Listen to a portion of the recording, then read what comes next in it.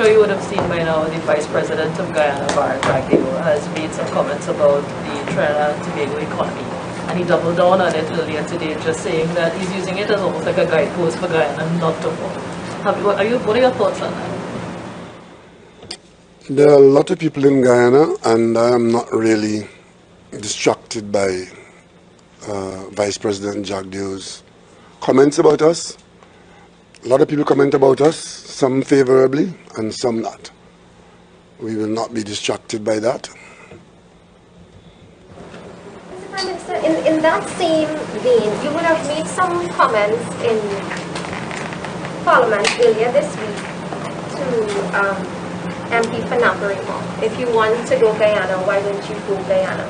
Did you mean in any way to be negative towards those countries, Guyana or Barbados? The English language is very simple and straightforward for those of us who use it as our mother tongue.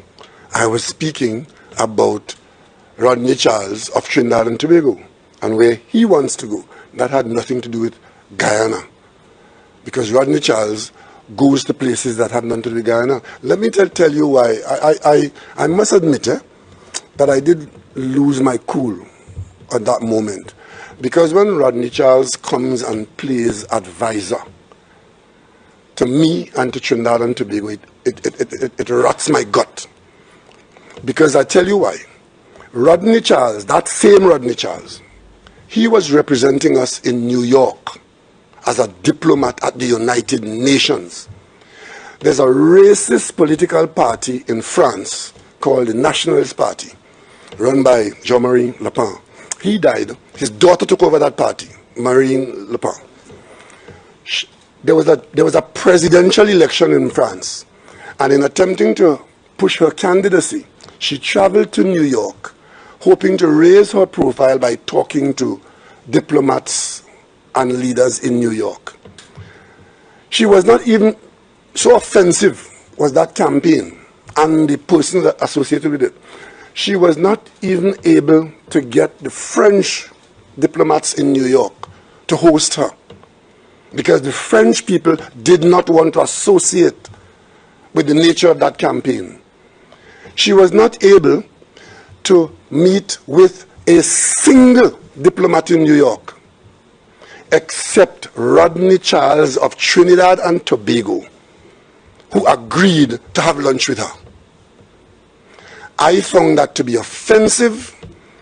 I continue to find Rodney Charles a person to apologize to the people of Trinidad and Tobago, who sold out our public image for a plate of food. And to come now in the Parliament, behaving the way he is behaving, and seeking to stoke division between Trinidad and Tobago and Guyana and Barbados and whoever else, it is just provoking. Because he owes this country an apology. And I will tell you something. Talking to me about being friendly with Granger, and that is the reason why I am not associating with the politics of Guyana. Unlike some of them, we are not interfering in the politics of any country. I came back here from a long, tiring trip to Ghana. I got into my bed at 2 o'clock in the morning.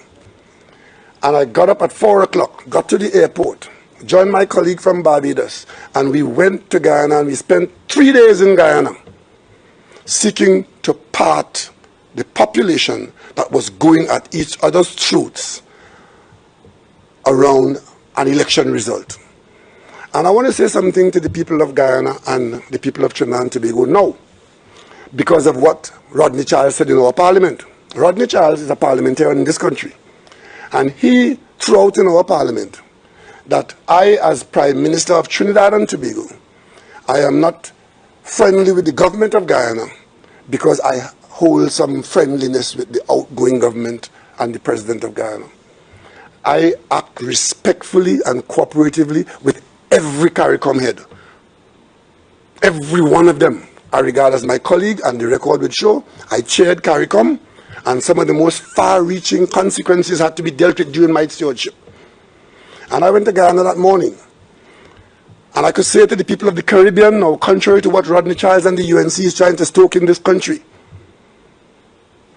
there was one thing I said to my colleague at the time, who was the president of Guyana. I said, if you have lost this election, lose it with dignity.